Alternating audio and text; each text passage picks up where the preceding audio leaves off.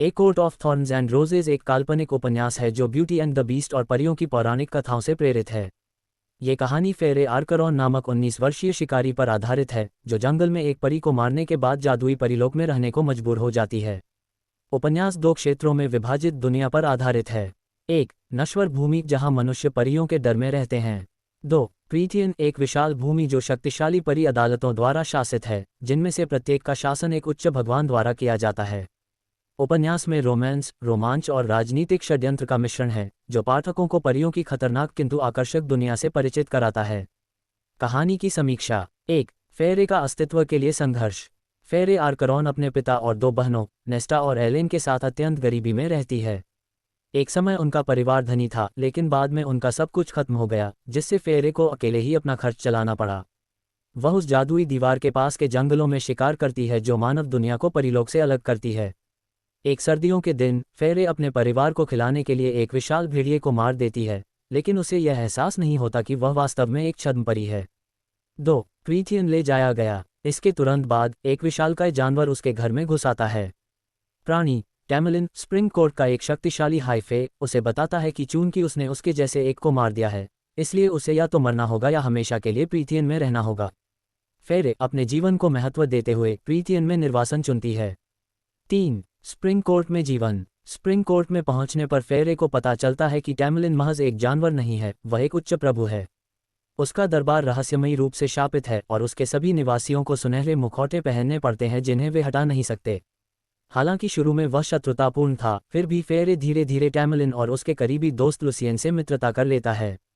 समय के साथ वह टैमलिन की दयालुता और प्रीथियन की सुंदरता को देखना शुरू कर देती है। उनका विरोधी रिश्ता धीरे धीरे बढ़ते रोमांस में बदल जाता है। इस बीच फेरे को पता चलता है कि प्रीथियन एक अज्ञात बुरी शक्ति से ग्रस्त है, एक अंधेरी शक्ति जो परियों के दरबार पर मंडरा रही है। 4, प्यार में पड़ना और अमरंथा का खतरा। जैसे जैसे फेरे और टैमलिन करीब आते हैं, परिक्षेत्र में तनाव बढ़ता जाता है। टैमलिन अपने दरबार पर लगे अभिशाप की पूरी प्रकृति को प्रकट करने से इनकार कर देता है, लेकिन फेरे को चेतावनी देता है कि वास्तविक खतरा आने से पहले वह प्रीथियन को छोड़ दे। एक रात टैमलिन और फेरे अंततः अपने प्यार को स्वीकार करते हैं और एक साथ एक अंतरंग शाम बिताते हैं। हालांकि अगले दिन टैमलिन फेरे को नश्वर दुनिया में वापस भेज देती है और इस बात पर जोर देती है कि यह उसकी सुरक्षा के लिए है। घर पहुंचकर फेरे को अपनी गलती का एहसास होता है। वह टैमलिन से प्यार करती है और उसे वापस लौटना होगा, लेकिन जब वह प्रीथियन वापस आती है तो स्प्रिंग कोर्ट को खंडहर में पाती है। टैमलिन को अमरांथा नामक एक क्रूर परी रानी ने अपने कब्जे में ले लिया है, जो प्रीथियन के एक भयावह स्थान अंडर द माउंटेन से शासन करती है। 5, पहाड़ के नीचे की परीक्षाएं। टैमलिन को बचाने के लिए दृढ़ संकल्पित फेरे अंडर द माउंटेन की यात्रा करती है, जहां उसकी मुलाकात अमरांथा से होती है, जो एक शक्तिशाली परी है जिसने प्रीथियन को श्राप दिया था। अमरांथा फेरे को एक सौदा पेश करती है।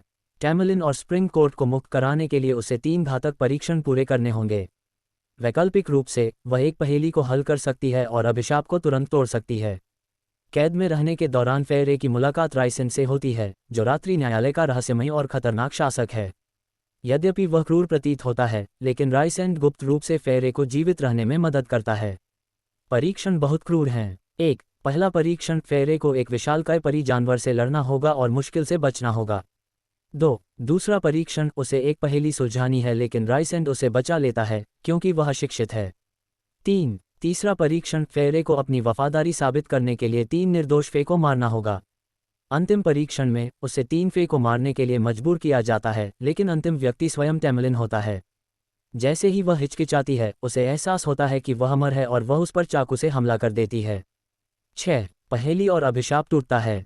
मुकदमे जीतने के बावजूद अमरंथा फेरे और टैमलिन को मुक्त करने से इनकार कर देती है। अपनी आखिरी उम्मीद में फेरे अमरांथा की पहेली को सुलझाने का प्रयास करती है और इसमें सफल भी हो जाती है।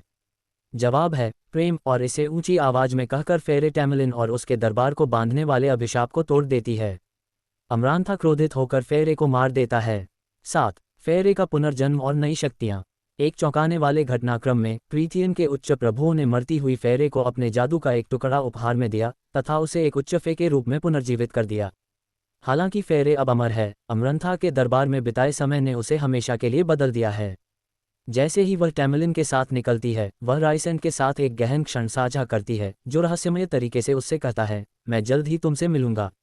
यह अगली कड़ी में होने वाली प्रमुख घटनाओं का पूर्वाभास देता है।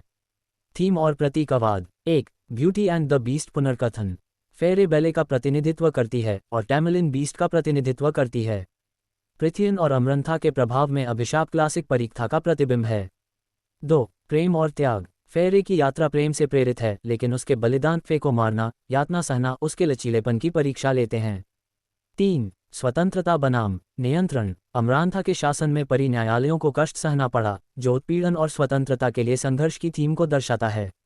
4. परिवर्तन और विकास। फेरे एक असहाय मानव से एक शक्तिशाली परी में बदल जाती है, जो व्यक्तिगत विकास का प्रतीक है।